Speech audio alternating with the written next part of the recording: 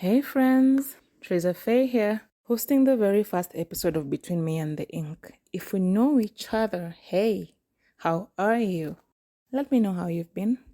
If not, well, I'll start by saying that it's so nice of you to drop by.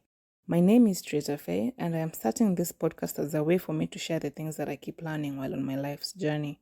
There's so much information that I get from books, articles, talks, and even from my own therapy that leave me wishing I knew them sooner. That's the kind of information that I hope to share here, and there will be a lot of book summaries, so stick around if that's your kind of stuff. It's the very end of the year, and you're probably already neck deep into sherehe mode, yes? If that's the case, I'd recommend you come back later because I'm really not trying to kill your buzz, baby. But if you're just chilling and on the mood to reflect on the year before setting intentions for the next, hey bestie, let's do this. As you saw in the title, I want us to do a life audit real quick. And this is not about money or taxes. I like to focus on the things that can make me happier. So the 4 areas of my life that are the most important to the season that I'm in would be my health, my career, my relationships, and my personal growth.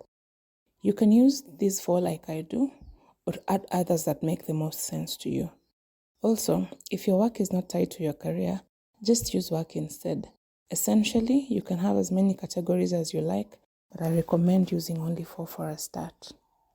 For most of us, adulting is very much an experimental experience that requires regular monitoring and evaluation for the purpose of improvement. That is why a life audit, especially around this time of year, can be incredibly important if you intend to move forward anytime soon. It's just a little snapshot that gives you a clear picture of where you're at, allowing you to decide where you're heading next. We're going to do this life audit in 3 stages. First, I will ask the questions and you get to think about your answer and maybe write it down. Then, we will rate your answers in order to determine how well or how badly you are doing based on where you want to be. And lastly, we will talk about how you can make the improvements that you need in order to go in the direction that will make you happy. Let's get right into phase 1. On your health, the first question I'll ask is, how have you been taking care of yourself lately? The answer to this question greatly depends on what your needs are. For example, if you have been going for a run every morning because you're stressing out about some work stuff, that's you taking care of yourself. And if you've not been running like you used to because your body needs some rest, that is also you taking care of yourself. Anything that you are doing in order to meet your needs counts. And if you have been too busy or distracted to do anything for yourself, acknowledge that. It happens. Question number 2. How often are you exercising? This is another subjective question that is fully dependent on your lifestyle. I would encourage you to really think about your daily schedule and see if there is any physical activity involved. If you take the stairs every day, that should count, unless you're a gym buddy and your threshold for physical activity is higher. The goal is to create an awareness of how much physical activity you are really getting, and it could be as simple as taking that walk, going for a run, actively having sex, skipping rope, or the good old gym. And if you haven't been active in a while, for whatever reason, you just have to acknowledge that. Question number 3, still on your health. Are you eating healthy more often than not? Again, eating healthy depends on your preferences. It can be green smoothies every so often, staying away from sugar or processed foods, maybe going plant-based, or even just avoiding soda or alcohol. The key here is to evaluate whether you are conscious about the things you put in your body. And if you haven't been given 2 shits about what you eat or drink, again, acknowledge that. Question number 4. Are you getting enough sleep on a regular basis? I like to think that if you're getting anything above 6 hours a night, then that's enough sleep. But of course, this entirely depends on your sleep cycle. If you've been staying up late a lot, regardless of the reason, you'll need to acknowledge that too. Question number 5. How have you been coping with stress? This question is a bit loaded because there is a wide range of coping mechanisms that are available to all of us. The objective is to determine whether the one that you use most frequently is actually good for you. Take some time to learn more about the healthy and unhealthy mechanisms so that you are more aware of where you fall. Question number 6. Are you making the time to relax and recover after every stressful period? I learned that while stress is not so bad for you, you need to allow yourself the time and space to recover after a stressful period. If the stress is continuous, then it becomes a real problem for your mind and your body. So, how often do you take the time off to recover after a stressful period? If not, that's okay too. Note it down. The second category will focus on your work and or your career depending on which one applies to you. Question number 1. Does your current job fulfill you? I know this is not always a reality, especially in the current economy where you just need a way to pay your bills, but it would be nice to have an idea of the kind of work that would fulfill you. Here, you are meant to take note of any aspect of your current work that brings you fulfillment or even just enjoyment. It could be the impact you're making, the people you work with, or even the things you are able to do because of that job. I especially love getting paid, and that counts towards my fulfillment in my job. If it does for you too, take note of that. Question number 2. Are you spending your earnings on the things that make you happy? Once you understand that work is where you trade your life for money, you may want to have more power over where your money is going. So, on average, do you like where your money goes?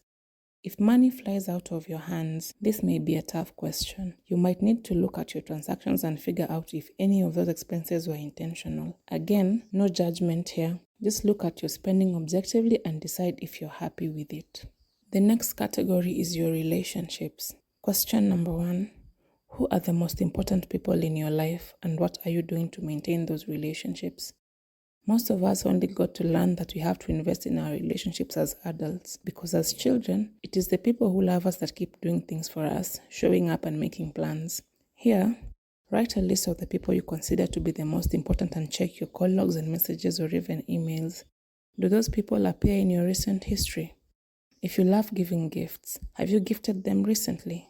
Have you visited? There are so many things that you can do to maintain a relationship that you consider important, and if you haven't done any lately, you need to note that. Question number 2, do you feel loved and supported? This is another loaded question because it needs you to look at the people you are investing in now and determine if they are showing up for you the way you need them to show up. Think about the last time you needed something from any of your people. Did you get it? And if not, was there clear communication about why you aren't able to get what you needed? This, of course, is fully based on the assumption that you communicated your needs clearly. So, when you ask for support or help from your people, do they show up? The last category is personal growth. Question number 1. Have you stepped outside your comfort zone in the past year? Nobody automatically likes stepping outside their comfort zone, and yet it is rarely the best place to be. So, is there anything you did in the past year that was out of your comfort zone? It could be a class you took, an experiment at work, a date you went on, or even an outfit you bought and wore outside, hopefully. It could be a relationship you ended, or a job you quit, or even an offer you rejected. Anything that felt out of your ordinary course of action counts. And if you didn't, that's okay too. Just acknowledge it. Question number 2. Are you actively learning anything right now? I know sometimes we learn things against our will, so the things you read on memes don't count. Are you reading about anything? Have you actively done any research lately? Are you interested in any particular subjects? The goal here is to determine if there is anything that has piqued your interest. It could be intellectual, lifestyle-based, or even skill-based. If not, regardless of the why, all you have to do is acknowledge it. Question number 3. What do you need to let go of? When I ask myself this question, I am usually thinking about limiting beliefs. It could be in relationships, or about money, or just my emotional experiences. So, what limiting belief has been causing you to act in ways that keep you from your dream life? Or maybe you need to let go of a relationship, or a job, or even a habit. Think about something that you are not proud of, because deep down you always know when something is not good for you. And that marks the end of phase 1. For phase 2, I would like you to look at the answers that you've given for each question and rate yourself between 0 and 5. That means that if you have done a really good job in that category or in relation to that question, you can give yourself a 5. If you think there's room for improvement, you can do a 3 or a 4. But if you have not done anything or you have not made any effort, you can give yourself a 0.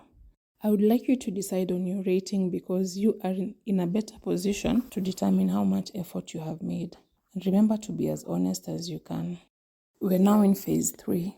And in this phase, you need to pick up to 3 areas that you are not happy with and figure out the kind of changes that you'd like to make. For example, if you are not happy with how much you've been taking care of yourself, first, I'd like to note that you are not alone. When life gets hectic, taking care of myself tends to slide down my priority list too. The key here is to remind yourself that you are the only one that can take care of yourself as well as you want to be taken care of. You can start by scheduling your needs as an integral part of your day. For example, if my body is feeling beat and what I need is a massage, I will put it in my calendar, complete with reminders and notes. This tells my brain that the activity is important, and even if I end up missing it, I will be reminded to reschedule it as opposed to completely forgetting about it. Scheduling your self-care activities allows you to prioritize yourself with the same dedication that you prioritize your work. Also, scheduling reduces your decision-making load because by putting it in your calendar, you have already decided. As we come to the end, I have to say that while I have asked all the questions I can think of, these are only starting points. The goal is to get you thinking about your life as it is now and how you'd like it to be in the near future. Remember not to judge yourself through this process. You are looking to create self-awareness so as to enable positive change, and that requires a lot of kindness. Also notice that there is no call to perfection. You still have to give yourself grace, but not too much grace that you end up not meeting your set goals. It takes hard work, and you have to be willing to put in the effort even when you don't feel like it. If you're still here, thank you so much for sticking with me, and all the best in evaluating your life. I hope this helps to make 2024 your best year yet. Let me know in the comments what changes you're hoping to make. At some point, I will do a post about the goal-setting practices that I have learned and applied over the years that can help us to keep track on the changes that we are making. And as we wind down the year, I wish you all the love and joy that you can handle. Until next time, I'll leave you with all my love.